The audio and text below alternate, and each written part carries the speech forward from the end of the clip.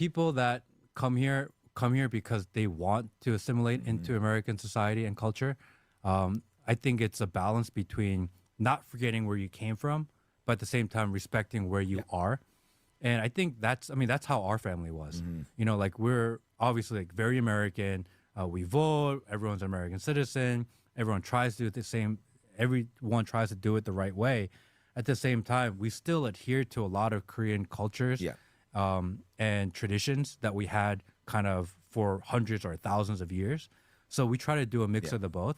But at the same time, I'm not going to try to convince someone to like adhere to what I believe, you know, or I'm not coming here to try to change anybody. Yeah, you're not trying to change America into Korea. You're just keeping some of your own traditions that your family has had for thousands of hundreds or thousands of years. And I think that's like, and maybe that's the knock on Americans throughout the world, is that when Americans show up to a different country, they're like, well, you have to believe what we believe. And you have to kind of adhere to these trans rights things. Gay rights, trans and the world are like, wait, we don't want to. But the Americans show up like, no, you have to. Like, well, why? Exactly. It doesn't make any sense. It's this idea of going to other countries and changing the way that they are and what they believe. But I think you just let people be who they are. And if the values are that in America we believe in freedom, we believe in individual rights, we believe in the right for people to protect themselves, then that should be the core. Why are we putting like cultural fringe ideas on the population?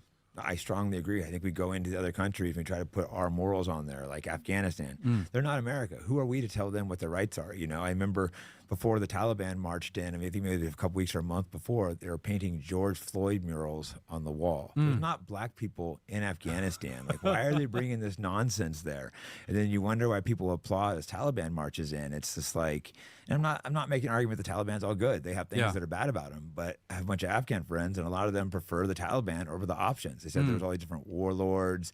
They bring order.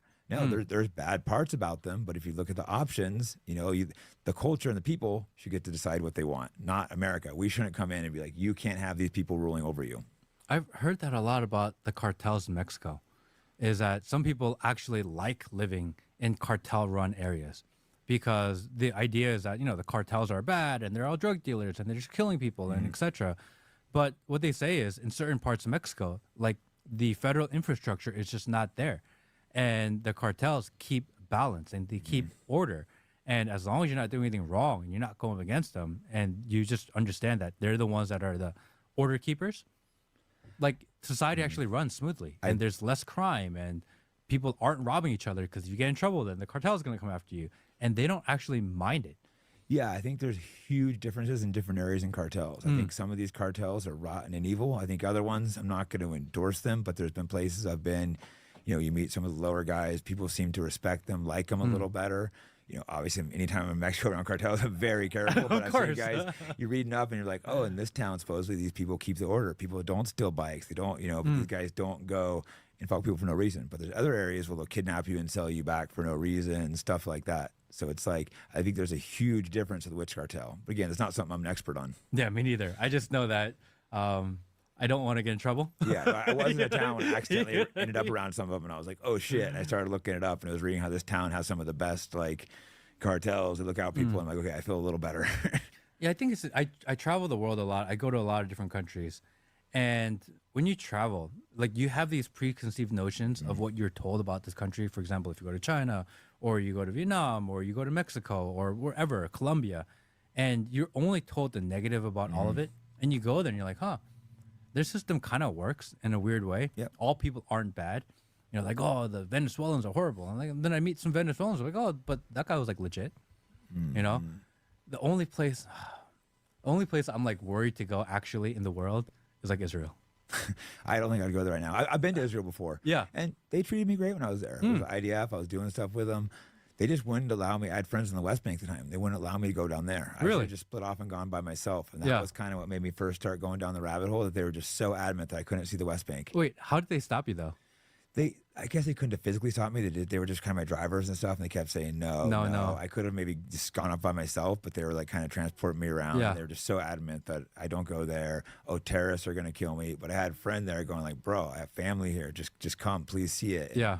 I really wish I would have like split off by myself and just said, they couldn't have physically stopped me from going, but they were just very adamant that I couldn't go down there. You know, I don't know the process of getting through the checkpoints because I know you can't just go into Gaza, but I think the West Bank West Bank you it's can just go. a little bit difficult. Yeah. I remember right after October 7th, some lady that follows me on Instagram messaged me, and she's like, "Man, like it's really unfortunate because like our kid's babysitter who comes every day is from like Gaza, and they come over to work and they raise our kids, and she's been here every single day for the last however many years, and all of a sudden like we haven't seen her." And it sucks because she's like, she's Jewish and she's Israeli, and she's like, I really like her. She like raised my kids. Yeah, but then she probably sees what's happening in Gaza and just can't do it. If I was Palestinian, I don't think I could work with a Jewish person just seeing the slaughters going on. It's crazy. Yeah, I don't know why she stopped showing up. I don't know if she couldn't show up. I don't know if they blocked her. She doesn't know.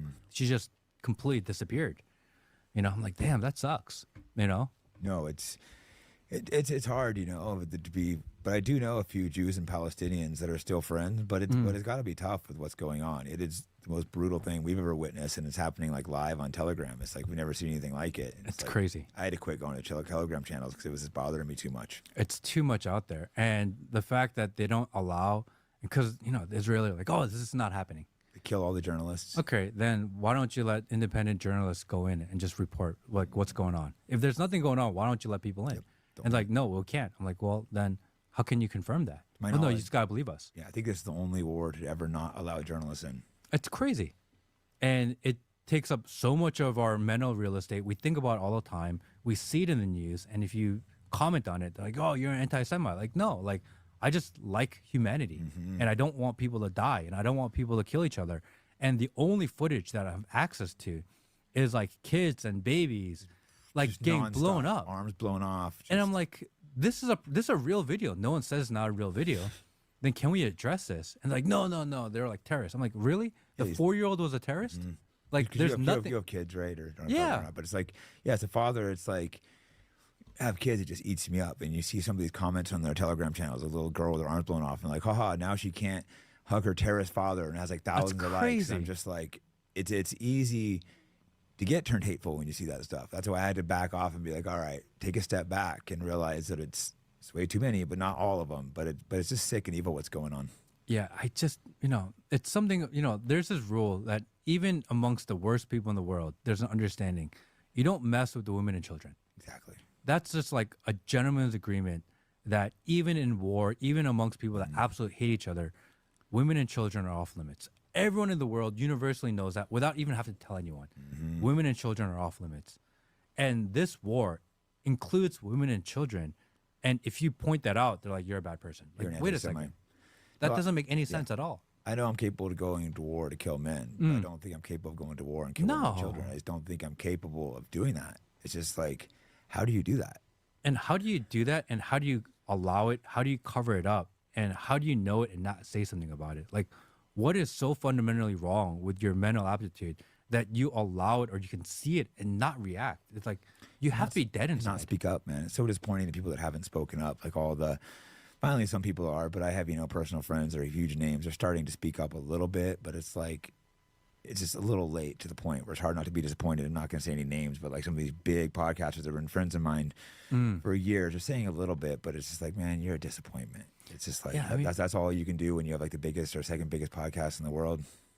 The women and children are like really the hard part of all of it, Like the men fighting and the men killing each other, it's war. I don't like it, but it's, yeah, but It's war. I get it, But when you involve the kids, it's like that's another level, And again, the worst people in the world understand that you don't do that, Kids are just innocent, and it's just when you're taking and killing a kid, it's just pure evil, and they seem to just delight in it and like, and not care at all. And that just, that's really bothered me, especially when we're the ones fucking paying for it. Yeah, I mean, when does the paying for it stop? It's going to be a long time, it seems. The people are turning against it, but our politicians just seem so over the top. You have Trump telling Phil Netanyahu, he's the best person in the world. Dude, how crazy was that clip yesterday? He's like, you have the best person in the world here. I was like, what? He's a wanted war criminal. What are we talking about? All the international courts like convict him of war crimes or for a arrest warrant, and instead of going to arrest him, we go after the international courts that have arrest warrant for him. It's just pure insanity. It's like, and then they had the Epstein files on his desk. There's no Epstein files. Nothing to see here. And people are just, they love Trump so much that they just pretend like it's not happening. It's like it's a cult. And, you know, I campaigned for Trump. I voted for Trump. And I feel like, and people are like, oh, Matt, you turned on Trump. I was like, no. He turned like, on you. Yeah, there were promises that were made. And holding your leaders accountable for those promises doesn't make me the bad guy. No. You know, he's the one that made the promise. I just wanted to fulfill what he said. You know, like, Ukraine was supposed to stop in 24 hours. Yeah. What happened? No one cares. And wasn't it today or yesterday sending him more weapons? We're going to send them more weapons, and we're still funding them, and we're still giving them money, and nothing actually changed with No that. mass deportations. No mass he deportation. hasn't kept doing his promises. People get mad at me for criticizing him. He's the one that's failed us. I actually turned on Trump back when he locked the country down. Everyone's like, he didn't lock the country down, but it's like he did. He went along with it. Now, I think the Democrats were worse. Don't get me wrong. Agreed. But he did push. You remember he was yelling at, I think it was the Georgia governor opened it up. He's like, lock it down. And he was yelling at Sweden, who ended up having less deaths than America, being like, you idiots, you need to follow the lockdown. So he heavily pushed the lockdowns. He heavily pushed the vaccine. He was behind Project Warp Speed. Again, I still liked him better than alternative, but that's when I stopped becoming a Trump supporter.